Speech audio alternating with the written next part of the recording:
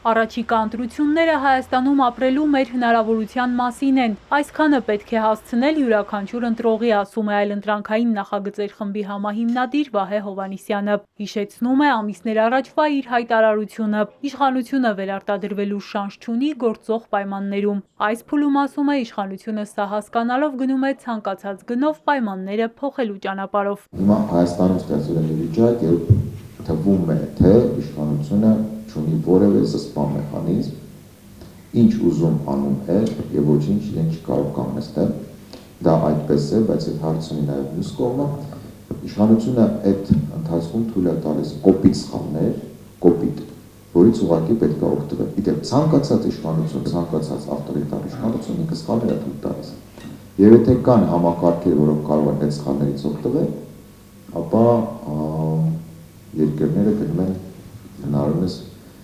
առողջացման ճանապարհով։ Իշխանության հակաեկեղեցական արշավի ֆոնին եկեղեցու շուրջ աննախադեպ համախմբում կա։ Հովհաննիսյանն ասում է, սա նրանց հաշվարկից դուրս էր։ Մարդիկ ընդդիմանում են նաև խեղճությանը, որի մարմնացումն էլի իշխանությունն է։ Այսպիսով հենման կետեր ունեն առաջիկա ընտրություններում հայտ ներկայացնող ու այս ամենին ընդդիմացող ուժերը։ Այստեղ շատ կարևոր է չսևեռվել սեփական վարկանիշի եւ սեփական հաղթանակի վրա։ Շատ կարևոր է խնդիրը դնել պետության հաղթանակը, հասարակության հաղթանակը, ոչ թե կոնկրետ լիդերի կամ կոնկրետ ուժերի։ Սա իսկապես մանդատի ընտրություն չէ, սա իսկապես նոր իշխանության մեջ փայլ ունենալու մասին ընտրություն չէ։ Հիմա ըստ իս բոլոր փորձերը, որոնք տանում են ընդդիմություն գաղափարի նեղացմանը, դրանք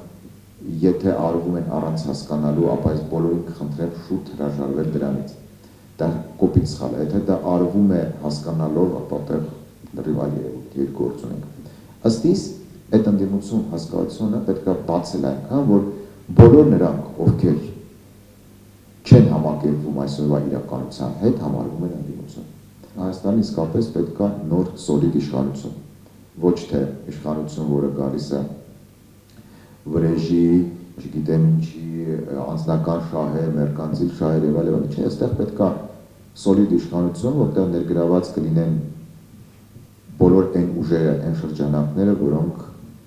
պատկերացնում են ինչա պետք անել։ Որ մեր երկրի համար վճռորոշ է առաջիկա ընտրությունների ելքը, համոզված է նաև Հայաքվե նախաձեռնության անդամ Մենուա Սողոմոնյանը։ Պատմում է, Ստեփանավանից Տաշիր ճանապարհին մի մարդու հետ է զրուցել։ Եկեղեցու մասին են խոսել, քաղաքացին ակնարկել է, թե առանց կրակ ծուխ չի լինում։ Հարցեր կան, ասում է բանախոսը, բայց մեծ խնդիրն այն է, որ ոսկլտացող ավելի խոշոր օջախներ կան, ծուխ չկա։ 150,000 մարդ իր տնից, տեղից,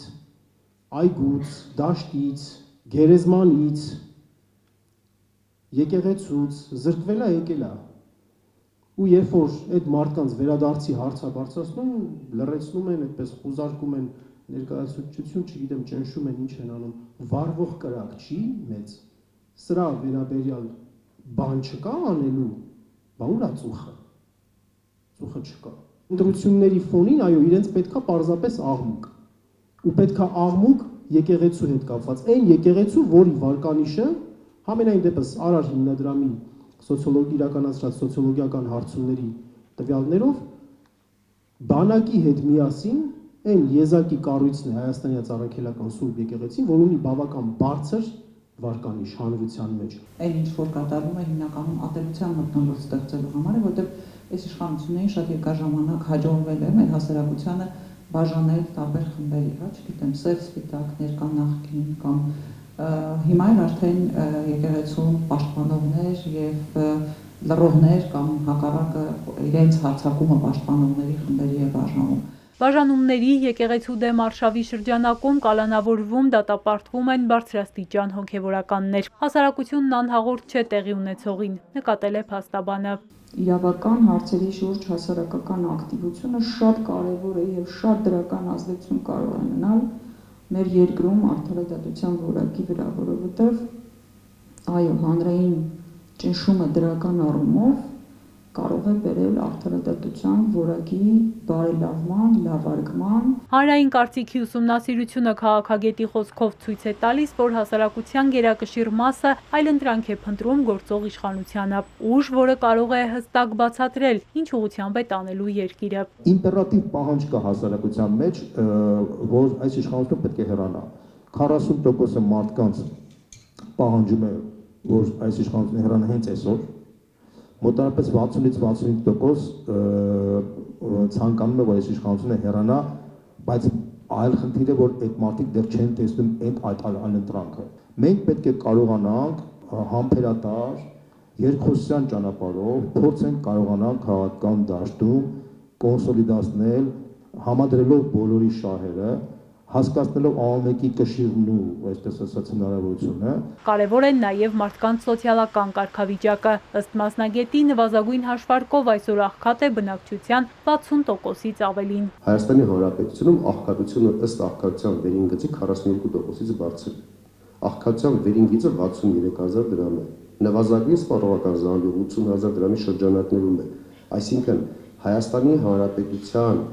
պետական հաշվառող մարմինը վիճակագրական ծառայությունը աղքատ է համարում մի մարդու,